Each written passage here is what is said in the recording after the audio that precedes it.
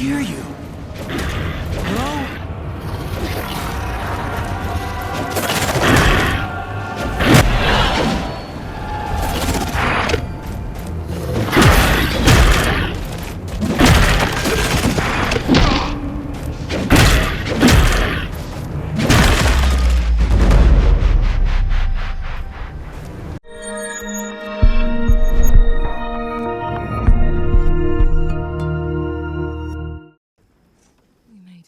You ever see one of those cartoons where a guy goes up to a counter to buy a bag of nuts or something, and then it turns out it's not actually a guy at all, it's just like 3 raccoons in a trench coat? That's kind of what Atlas Fallen reminds me of. If you unbuttoned its trench coat, you'd have 3 slightly confused woodland animals, each wearing a different sign around its neck saying story, world and combat. You can close the coat again if you want to and pretend it's all working together, but you'd only be lying to yourself. The raccoon on the bottom is the game's world. It's certainly the part that holds everything else up.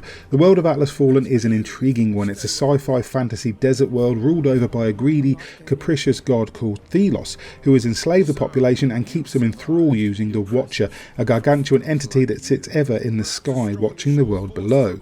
You play as an Unnamed, a bottom-rung desert dweller scratching in the sand for a living. Until, that is, you find the Gauntlet, a magical artefact with the power to take down the Watcher and defeat Thelos. As a setting, it has everything it needs, but in execution there's a surprising amount of Forspoken in here.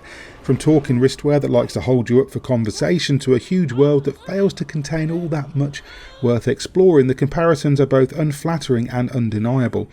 Raccoon number 2 is story. It's doing its best to stay balanced but barely stands a chance of remaining stable. Partly this is down to overwriting and partly it's down to a tone that doesn't know whether to be lofty and epic or drop random Star Wars references all over the shop. It's not helped by inconsistent voice work and a rambling narrative that's spread way too thin across such a vast, empty world. Most of it is tied to the Gauntlet and the spirit trapped within it. Niall is such a dry, humourless presence that the chance of chemistry between them and the player-created protagonist is next to zero. NPCs say things with such little conviction that it makes it hard to engage during conversations, and cutscenes are stylised still images with bored-sounding narration played over the top. And then finally, on top of the pile, peeking out from beneath a grey fedora and trying its best to look like a law-abiding citizen, is Raccoon number 3.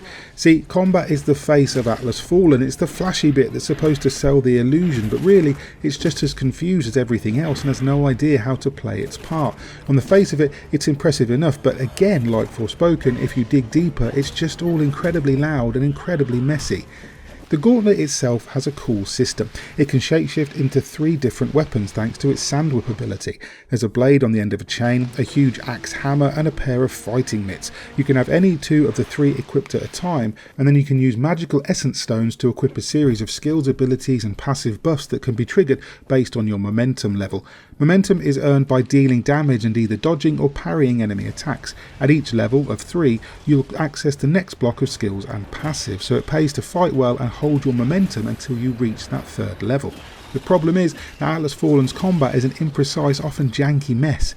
You're usually dealing with more than 1 or 2 enemies at a time, most of which have either ranged attacks or can charge you with little warning. There's a parry whereby you encase yourself in sand and can freeze smaller enemies, but timing it to block an enemy you can't see coming is neither easy nor fun to try. Even dropping the difficulty to the lowest, I found that I was often blindsided, and it's also fast and frantic that it never feels like you're doing anything effective and you're instead just mashing buttons and reacting. Which is not to say that Atlas Fallen isn't fun. The combat does have its moments. It's very flashy and often looks spectacular, but it lacks any real nuance. You can adjust the Gauntlet loadout and even save your favourite skill setup, which does allow for a certain level of tactical play, but the game throws so many skills and abilities at you in such quick succession that I often didn't realise I had a new skill for ages after receiving it, and then when I did realise, I found it hard to justify swapping out increased damage or defence for anything else.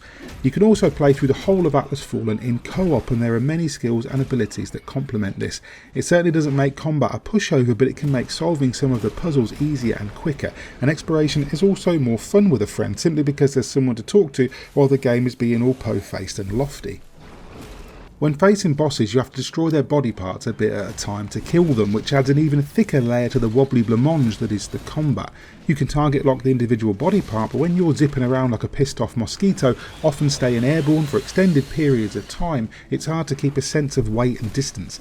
Larger enemies can combo you or stagger you and utilise area of effect attacks as well as damage over time or stuns. It's a rich cocktail of damage types and attacks which becomes too much of a muchness when you're in the thick of it.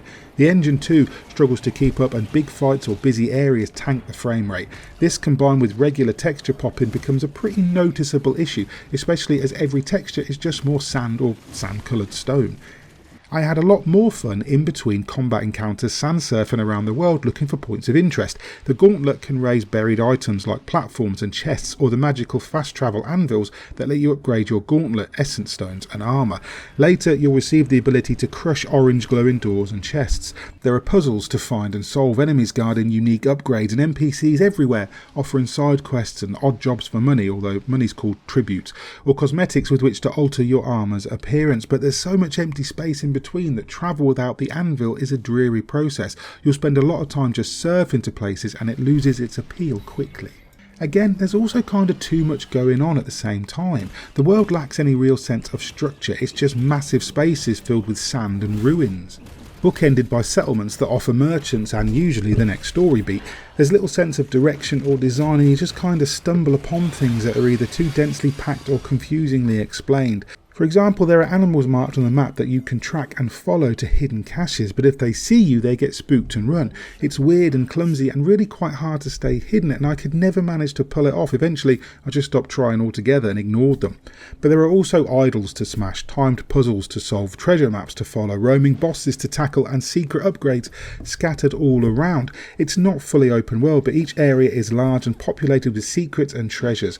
There's just too much space in between and little real incentive to hunt everything down, as you don't know if it's going to reward you a new power or another unwieldy ugly cosmetic you won't use. It also leans heavily on Niall's ability to highlight important upgrades, but the range is limited and so is how long it lasts. It'll give you a direction, but as he says the same 2 or 3 voice lines every time you use it, even that becomes tiresome. It's all just so much busy work.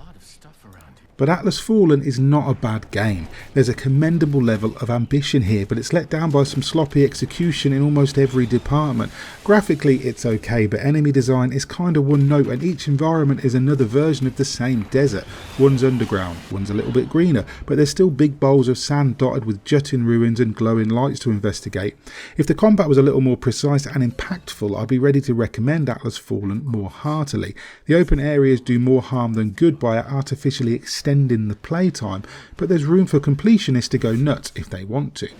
Ultimately, I find myself coming back to the raccoon analogy. From the outside, Atlas Fallen has all the pieces of an open world fantasy epic, but if you look a little more closely, you'll see that it's really just a hopeful imposter trying its best to get a piece of the action. It's fun in short doses, and there's potential for fans of flashbang action adventure, but it's not quite able to hold it all together when it counts, and for that reason I'm going to score it a 6.5 out of 10.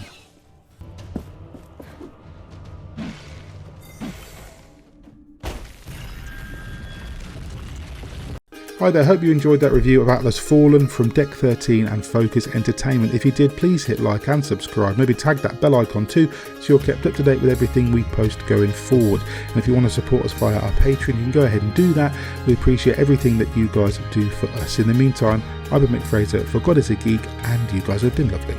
Bye.